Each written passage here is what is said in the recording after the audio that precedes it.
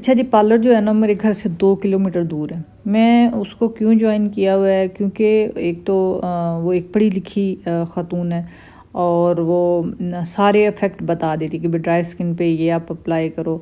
सबसे जो अच्छी बात है ना उनकी, वो ये है कि आप जिस भी प्रोडक्ट का आप फेशियल करवाना चाहते हो, हेयर कलर करवाना चाहते हो, कुछ भी करवाना चाहते हो ना, तो वो उसका मतलब आपके सामने इस्तेमाल करती है। मैंने देखा कि ये जो हमारे मोहल्ले की इर्द गिर्द है ना, एक दफ़ा मैं इनके पास गई तो उन्होंने मेरा फेशियल कर दिया। मैं उनको कहूँ कि मेरे सामने निकालो ना, तो क्योंकि मैं फैसलाबाद से इसी तरह होता है, अगर किसी अच्छे पार्लर में जाए ना तो वो आपके सामने आपका प्रोडक्ट निकाल दिए जिसको आपने यूज़ करवाना होता है।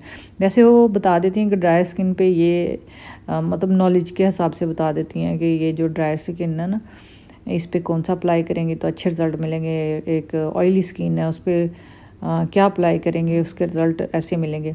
तो ये तो होता है। तो मैंने एक दफ़ा मोहल्ले में करवा लिया ईद से पहले दिन, और अगले दिन जो है ना मेरी स्किन उतर रही थी ना मुँह से।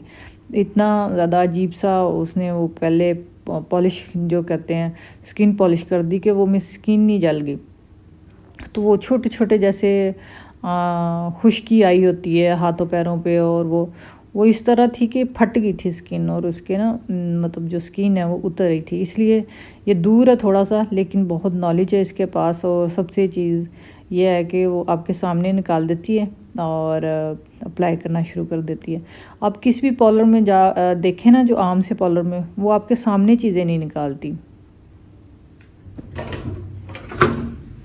आटा ही नहीं है तो साथ मेरी पप्पू है रहती, बताया था मैंने कहा आप।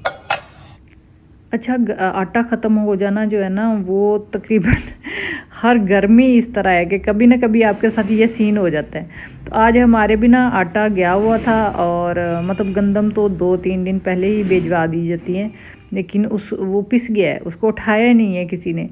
तो इसलिए आटे का सीन तो मुझे याद ही पड़ता है ना, हर घर में होते ही है कि बाज़ दफ़ा आप देखें ना तो आपकी जो टंकी होती है आटे वाली बिल्कुल खाली हुई होती है।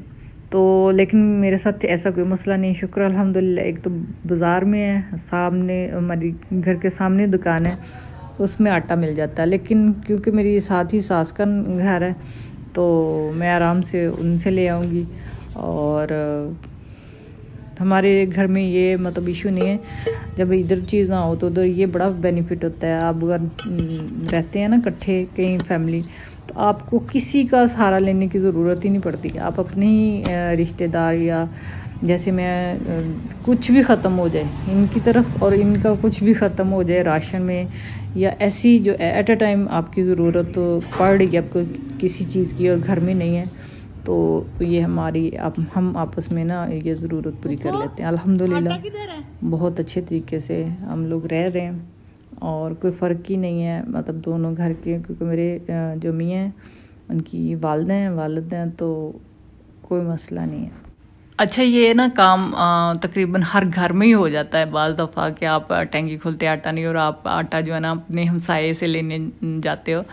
तो अगर आप में से किसी के साथ ऐसा हुआ है तो मुझे कमेंट्स में लाजमी बताइएगा। लेकिन मुझे यकीन है कि ऐसा सबके साथ होता है, सब घरों में एक आधा दफ़ा ज़रूर होता ही होता है कि आपको जो है ना वो मतलब ख़त्म हुई होती है चीज़। तो यहाँ मैंने देखा कि इनका तो आटा खुद ख़त्म हुआ पड़ा है, और मतलब इन बेचारों का फिर मसला बनेगा। खैर मैंने उनको बोला कि अगर आपका आटा बिल्कुल ख़त्म हो गया तो अभी हमारा पिस के आ जाएगा, तो फिर मैं आपको दे जाऊँगी। तो उन्होंने कहा नहीं नहीं, ये टैंकी में ना, टैंकी नहीं, ये बाल्टी में मैं थोड़ा आटा डाल के रख लेती हूँ, ताकि मतलब थोड़ा जो है ना उठाया भी जाता है, बाल्टी भी निकाली जा सकती है। तो इसलिए मैंने इस बाल्टी में रखा हुआ, बाकी जो है ना गट्ठा पड़ा हुआ है आटे पिसे हुए का।